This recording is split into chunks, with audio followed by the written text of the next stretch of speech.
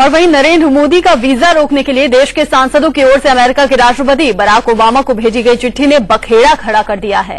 चिट्ठी पर जिन सांसदों के दस्तखत हैं उनमें से कुछ ने यह कह दिया कि उन्होंने ऐसी किसी चिट्ठी पर दस्तखत किए ही नहीं, लेकिन इस अभियान के अगुवा राज्यसभा सांसद मोहम्मद अदीब कह रहे हैं कि कोई भी कसम खिला लो और उन्हीं से पूछ लो कि जो कह रहे हैं क्या वो सच है।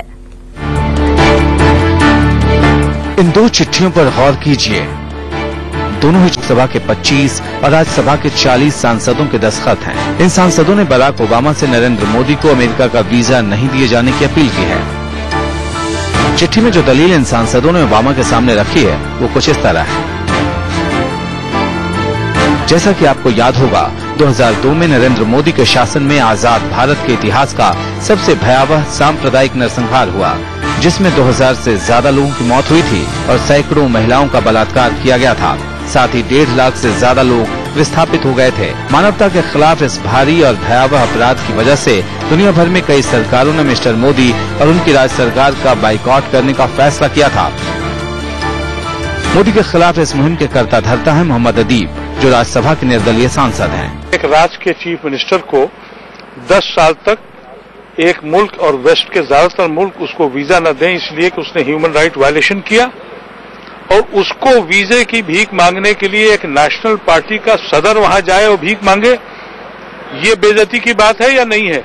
मगर अब इस चिट्ठी पर विवाद खड़ा हो गया है। वजह यह है कि जिन सांसदों के दस्तखत इनमें हैं, उनमें से कुछ का कहना है कि उन्होंने दस्तखत किए ही नहीं। सीताराम येचुरी ऐसे ही सांसद हैं जिनका दस्तखत आप इस चिट्ठी में देख सकते हैं, लेकिन येचुरी अब दस्तखत करने की बात से साफ इनकार कर रहे हैं।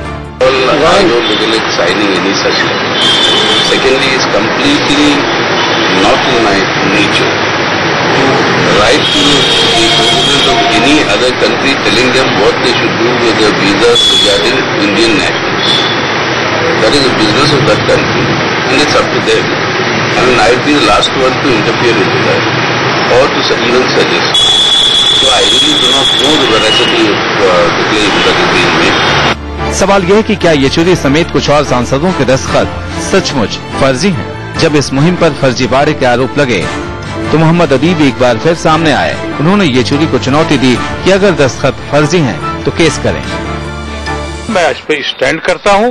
अगर किसी को शुबा है तो वो इंक्वायरी कराए, मैं उसका वेलकम करूंगा। अगर इंक्वायरी में वो पाया जाए कि उसने अपने बयान को बदला है तो वो मेंबरशिप पार्लियामेंट की छोड़ दे, और अगर मैं साबित हो जाऊं या मेरा कोई साथी साबित हो जाए कि उसने गलत बयानी से करके साइन कराया है तो मैं अपनी मेंबरशिप पार्लियामेंट की छोड़ने को तैयार हूं। बीजेपी ने कहा कि जांच हो तो ये पता लगाया जाए कि इसके पीछे कौन है और इससे शह किसने दी, क्योंकि मामला सिर्फ फर्जीवाड़े का ही नहीं है। इस पूरे मामले की जांच होनी चाहिए। किसने कराया, किसने षड्यंत्र किया और किसने प्रोत्साहित किया। ये मामला आपराधिक भी है, ये मामला प्रिविलेज का भी बनता है, क्योंकि भारत की गरिमा, भारत के संसद की गरिमा और भारत के संसद के सदस्यों की गरिमा, तीनों पर गंभीर सवाल उठे हैं। दरअसल ओबामा को ये चिट्ठी 26 नवंबर 2012 को ही भेजी गई थी और फिर 5 दिसंबर 2012 को इसे दोबारा भेजा गया। रविवार को जब राजनाथ सिंह ने न्यूयॉर्क में अमेरिका से मोदी को वीजा देने की अपील की तो उसी दिन ओबामा को इसे फैक्स कर दिया गया। पुरानी चिट्ठियों को फिर से भेजना और उसके बाद मीडिया को बताना पब्लिसिटी स्टंट माना जा रहा है। सिर्फ 65 सांसदों के दस्तखत पर अमेरिका अपना फैसला करेगा, क्या इसकी उम्मीद की जा सकती है? उस पर यह कि सांसदों की संख्या 65 नहीं सिर्फ 60 है, क्योंकि राज्यसभा की लिस्ट में नंबर 1 खाली है, जबकि डीएमके एमपी ए जिन्ना राज्यसभा की लिस्ट के 11वें नंबर पर भी हैं और फिर उनका नाम लोकसभा सांसदों की लिस्ट के 5वें नंबर पर भी है। यही नहीं, राज्यसभा की लिस्ट में 5वें नंबर पर जिस सांसद का नाम है उसी सांसद का नाम लोकसभा की लिस्ट में 24वें नंबर पर भी है। वो बंगाल के निर्दलीय सांसद एएस मलिहाबादी हैं। इसके साथ ही लोकसभा के सांसद शरीफुद्दीन शारिक लोकसभा की लिस्ट में 3रे नंबर पर भी हैं और राज्यसभा की लिस्ट के 13वें नंबर पर भी। कुल मिलाकर 65 सांसदों की ये चिट्ठी देश की राजनीति में नया बखेड़ा है। यतेंद्र शर्मा के साथ मिथिलेश कुमार, दिल्ली, इंडिया न्यूज।